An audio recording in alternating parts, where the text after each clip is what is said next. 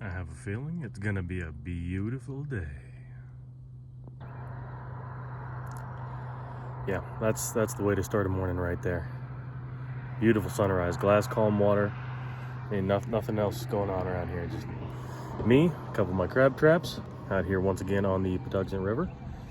Got my chicken necks. I am baiting up all of my traps at the moment because I can't put it in for another 2 minutes. It is before the time I can, because you can only put traps in half hour before sunrise, and clearly the sunrise is gonna be a great one. So before I forget anything else, I want to say good morning. Hey, how's it going? Welcome back.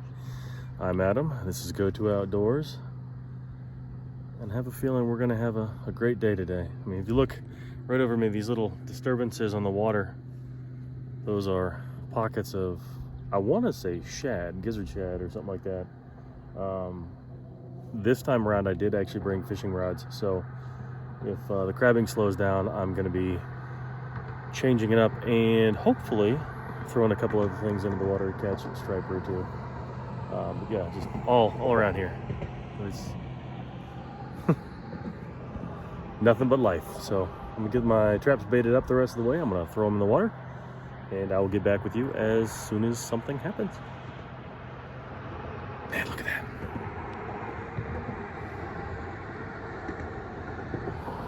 I can't complain.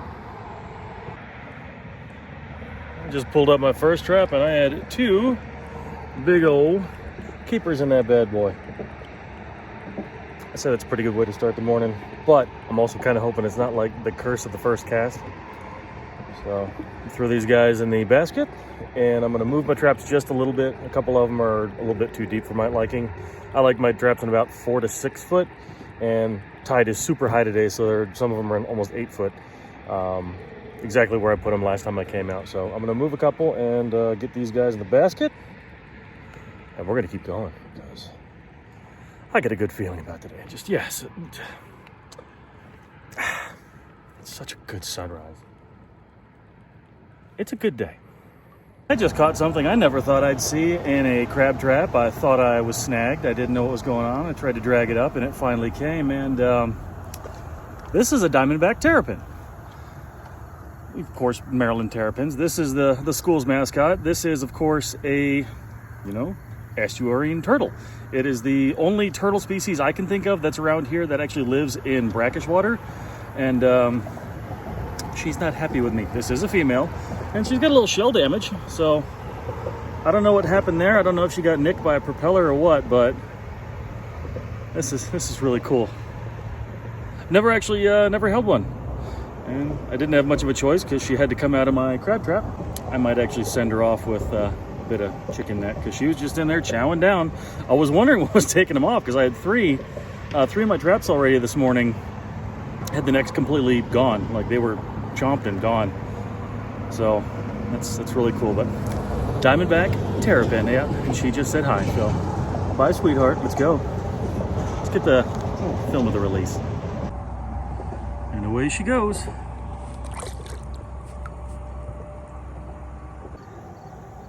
That just made my day.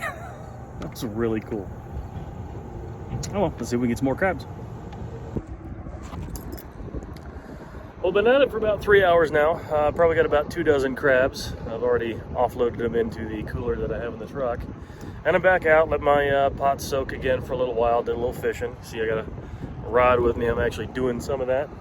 A couple little bites, don't know what it was. They kept biting the tails off my soft plastics. But I came back out here to do some more crabbing, and is this becoming a thing? Like, that's 2 times in a row I've caught a diamondback terrapin. This is another female. She's a lot darker, as you can see, than the one that was the other day. Like, definitely a lot darker, and she's got some chicken right there. She tucked in the chicken, just chewing up the chicken necks. This one's about the same size and pretty cool. I mean, you can see the shape of the scoots on the back of the shell. Got little ridges, and I mean, it really is a beautiful turtle. If she'd poke her head out a little bit more, we can get a better view, but it's still really cool. That's 2 out of 3 diamondback terrapins. And again, I thought I was pulling up a rock in my trap. So It's just really cool. I love this stuff. This is why I come out here, because you never, ever, ever know what you're gonna find. But now I know to expect these things. And away she goes. Bye-bye. I'm really never gonna get tired of that. Holy bait ball. Hang on. I just dropped her right down into that. Either way, it's been a productive day, and I'm gonna keep, it smells like turtle. I'm gonna keep crabbing and see what else I can get, and after I get a few more, I'm probably gonna just try fishing underneath the bridge over here and see if I can pull up a striper or a redfish or trout or something. So let's just keep at it. It's beautiful. These clouds may be a little ominous, but it ain't gonna stop me. I'm already soaking wet. What difference does it make if it starts to rain? Well, it has definitely slowed down a bit. It's about 12 minutes away from dead low tide, so it's kind of expected. Still having a lot of luck. I probably have 2.5 dozen crabs anyway, and I'm just gonna piddle around for a little bit, see what I can see. I'm probably gonna hit over those reeds back there. Not quite down to the nuclear plant, but a little ways down there, and see what I can see. Not really any commercial folks out here today. There's a lot of recreational folks out running trout lines before legal hours, I know. But hey, it is what it is. A lot of pressure on the crabs today. Even some of the folks that are back on the shore by the bridge, they're pulling them in just off of casted lines, fishing lines. So pretty cool stuff. This is becoming a bit of a problem. This is the third diamondback terrapin I have caught in 2 outings out here in one of my crab traps. And I'm kind of in awe of these little guys because they're absolutely beautiful. I mean, look at the patterning on the skin. Just, yeah, that's you. That's you, sweetheart. You see that? They really are beautiful creatures. And yeah, this is another full-grown female. Not quite as dark as the other one. A lot lighter on the skin. Obviously, you can see the spots and everything else. I mean, they really are amazing-looking animals. Estuarine turtles. And this one is a lot more, I wouldn't say aggressive, but not as scared of people as the last one that I caught. And just like the other two, I'm having a couple brief photos, and then she's going back in the river. Another one going back to live a happy life. I'm probably going to have to do a little bit of research on them because I mean, just realized how far I've drifted since I picked that turtle up. But I just think those are beautiful creatures. I want to learn more about them. Obviously, they're protected, so you can't catch them, can't keep them. There was a time when they were actually given to prisoners and everything else because they were a good food source. I mean, they are large turtles. They're very meaty turtles, but unlike snapping turtles, you can't make soup out of those ones. And I don't think I really would if I could, because it's just, they're pretty critters. So I'm going to get back to crabbing. The fishing front was kind of, had a couple dinks, just bit the ends off some soft plastics I was using. So nothing actually committed, but I need to take my traps and go back that way. You know, I've completely forgotten to show you guys how I'm catching these crabs. I've been so caught up in the moment, having so much fun with turtles and everything else that I kind of skipped the basics. So let me turn you around and I'm going to show you basically the setup that I got going on. Okay, so the first thing I look for is I'm trying to set up all my traps in about 4 to 8 feet. 7 feet is kind of where it's at right now, just because the tide is coming up. But what I'm using is just 4-sided collapsible traps. They got a simple float. Throw that out. On the bottom, there's what's called a little snood. It's just an elastic band that I attach my chicken neck to. Super cheap, $1.50 gets you, you know, enough to give half a day. So that's actually kind of cool. And so when I have kind of a set depth that I'm looking for, you can see right here, I've kind of been running this track basically all day, back and forth, back and forth, back and forth. So I throw the float line out, just grab the trap, take it out, and just drop it down. And when you go ahead and pull them back up, I have my Yeti bucket right here.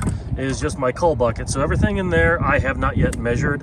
I've kind of gotten used to seeing by now what size is a keeper, so those ones are going to be good. I do have a measuring gauge, which is something you always need to have. And I keep that attached right here on the side of my kayak. So you see, got some different gradations. 5 inches. Let me turn you around. So 5 inches right here is the minimum size up to July 15th. After July 15th, it has to be 5 1/4. So it has to span between those points right there. And everything I've gotten so far today has been a keeper. I've had a lot of females, which of course you have to throw back, and a lot of shorts, but identification of male and female, I did actually get some footage from that the other day, so I'm going to pop that in right here for you. Well, it's a hot day out here on the Patuxent River, but we're having some success. This is the size I'm looking for, but that's a female, so can't keep her. But if you ever do come crabbing out here, there's a couple things I got to mention. One, look for the ones, they got to be 5 1/4 inches wide this time of year, and look for the ones that are really dirty like this. I mean, she's absolutely filthy. And what that means is she's been in this shell for a while, and if this was a male, this is 100% the kind I was looking for. A little over 6 inches, probably 6 1/4 inches across. And the ones that are dirty like this, because they've been in their shell so long, they're absolutely packed full of meat. So if you ever come out here, this is what you look for. Just that big wide apron and those lipstick colored claws. That's a female, so that's what we have to do. Now that, ladies and gentlemen, is actually what I came out here looking for. Big, broad, really dirty male. You can see from the little Washington monument he's got on the bottom of his carapace there, that is a male. And if you look underneath where his claws are, it's super, super dirty. He's been in this shell for a while, so that's a big, heavy male crab. So I'm gonna try and get a lot more of these. But all right. Well, remember what I showed you guys the other day, the female with a big wide apron? The immature females have pretty much just a triangle. And that's what they're gonna have until they shed this next time. One of these big guys does what they have to do, and then they become a mature female sponge crab. But as always, females gotta go back. I got a doubler, and she does not want to give up that piece of chicken neck, so I'm gonna let her have that. Still got a lot of it left on the snoot there, but he's definitely big enough. The big males usually are the ones that grab these immature females. And again, immature, it's more of a triangle on her apron as opposed to the Washington monument that he's got. It doesn't, it's not rounded out on the edges. And you can see how he is just hanging on. But, gonna make some more crabs. I'm keeping him. She's going away. She could find another male. Yep, very next trap I caught a mature female. So that is what the apron changes to once they breed. Get those bright orange claws and the wide, you know, well, if the males look like the Washington Monument, I guess that looks like the Capitol Dome. So there you go. But yeah, that's basically all I do is I just run my traps. I got 4 more I got to put back in this line. The drift is kind of insane right here. The current and the wind are both going in this direction right now. So I'm pulling my traps in that direction to kind of slow everything down, but it's a workout. I've been at this for about 6 hours now, and my shoulders are barking, but I'm gonna be eating good tonight. So let me lay the rest of these traps and I'll get back to it, and who knows. Don't know what the rest of the day is gonna bring. As long as it's not that rain, I'm not looking forward to that. But hey, I'm soaked anyway from pulling everything, so the gear is already wet. Crabs are already wet. They don't care. So let's get back to it. Yeah, it's about time I start getting off the water. The wind's kicked up. It's probably about 12 knots right now. And paddling into that is not fun. So I'm gonna collect my gear. We'll see where we are at the end of the day. All right, so it took me an hour to pull my 10 pots, or traps, because that wind sucked. It got almost 20 knots sustained. It was blowing me around. It was awful. But I got on my gear. I did not get a final tally on crabs, but the last run I got 2 absolute monster jumbos. Each of them was over 7 inches across the point, so that's pretty cool. I like that big dirty crab, September crab.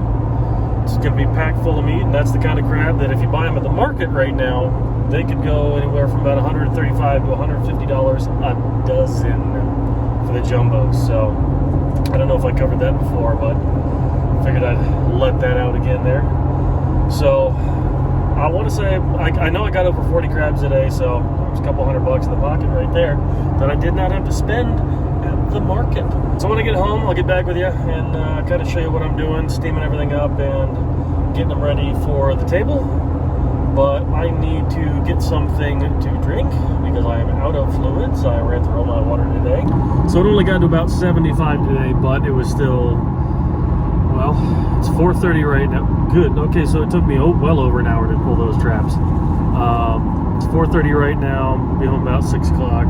And that makes this essentially a 10-hour day. It'll be a 12-hour day by the time I finally get home, even though I left my house around 3:30. Either way, excuse me, pardon me, sorry about that. I am going to make my way home, and I'll see you there. Well, as it turns out, I got home a little bit later than I intended, and as soon as I got out of the shower, I promptly fell asleep. So it's dark, but I am still going to show you how I'm going to steam these crabs tonight. So got a little setup going on here. I got a propane burner, got my steamer pot, the cooler, of course, full of crabs. Let's take a look in there real quick. Yep, that is today's work. Oh, and all about a half a bushel of crabs. So a couple of them in here are real hammers. There's a jumbo, big old dirty, just absolutely filthy jumbo. A couple more in there. There's one, a couple bigger ones. But so now what we're going to do is, of course, throw them into the steamer pot. But before I do that and get them seasoned and ready to go, what I am going to do is get the liquid boiling. And the liquid is not just plain old vanilla water for the steam. We're going to be using 2 different things. Going to be using 2 16-ounce cans of PBR or any cheap beer. Couldn't find any Natty Boh, so that's not what I'm using. And 1 16-ounce bottle of apple cider vinegar. So let's go ahead and get those in there. And of course, make sure you have the base to keep the steamer up off the bottom of the pot. So got about 1.5 inches worth of space to play with. We're not going to need that much for the 2 cans of beer and the bottle of vinegar. Doesn't matter if it foams up, it's just going to go right back down when it starts to boil. And the entire bottle of vinegar.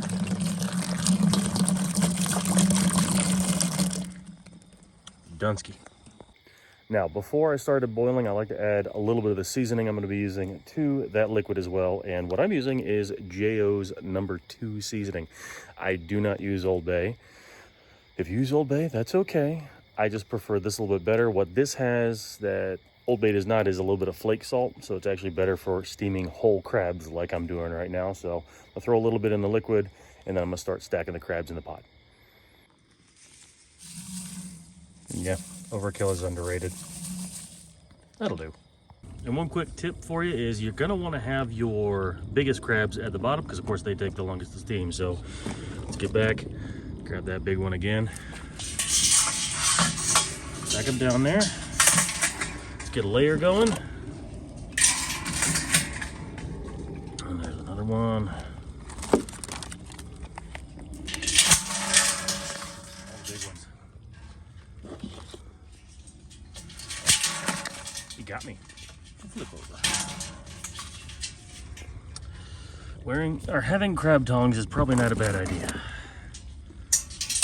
Anyway, I'm gonna stack the bottom. Uh-oh, that one doesn't look so good. Dead crabs, you do not want to eat, so I'm gonna set him aside. Lively. And the quickest way to grab a crab safely is by one of the back fins. They can't reach you there. So, try as he might, they can still reach over the top. They can try and reach under, but he cannot reach me. So he goes in too. All right, once you have a little bit of a layer going, you're gonna want to throw in a little bit of that JOs.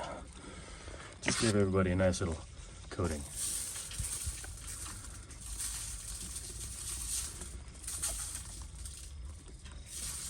I'm gonna have to go back in. That was a little heavy, but hey, we'll make it work out. Might have to go in and do a little bit more Tetris. Around a bit. There's that one that's upside down.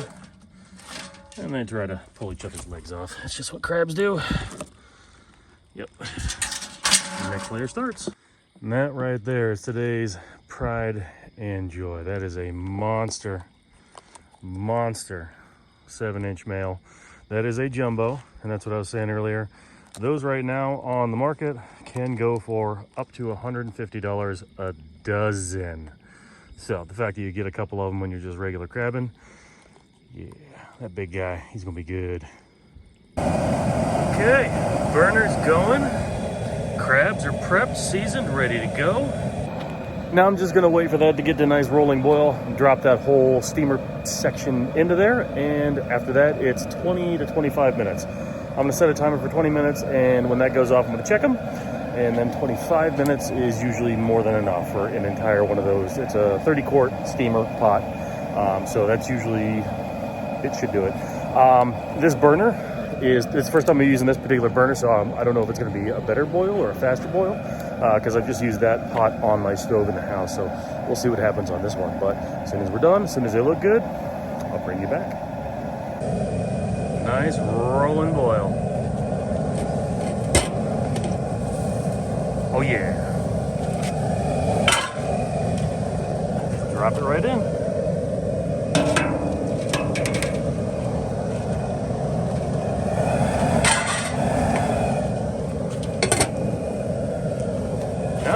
Timer set for 20 minutes. So 20 minutes just rolled around and it smells amazing. So I'm gonna crack the top open. Let's see what this looks like. So much steam. Oh yeah. That's it right there, everybody. That.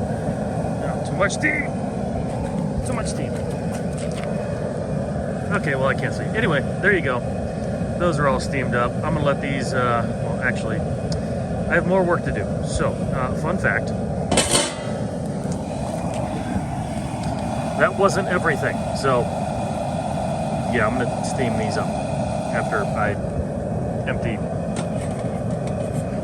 those. But, oh man, those look good.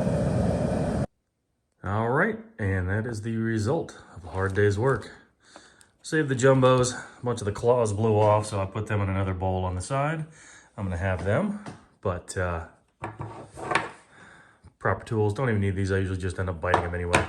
But that's what we got. That's what we're having for dinner. I'm stuffed. Those were amazing. It always tastes better when you get it yourself. You know what I mean? But so this was the fourth trip out. Kind of a continuation of the other day, but yeah. That was absolutely worth it. Things just taste a little bit better when you have to work for it yourself. So what I'm gonna do now is just get the kayak off of the truck, clean up, gotta scrub everything down, the steamer pot and everything else. But that was one of the best meals I have had in a long time. So yeah, fourth trip out in about a week and a half.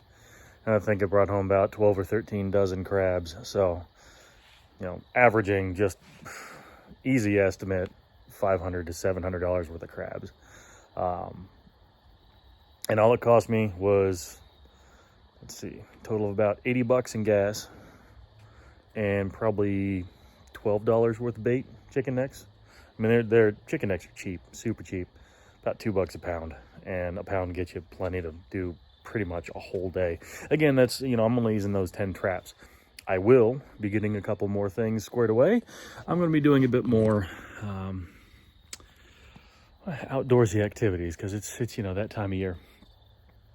Fall is here, and y'all know it's my favorite time of year. So I'm gonna get squared away, go to bed, start fresh in the morning with something new. But like I always say, thanks again for watching.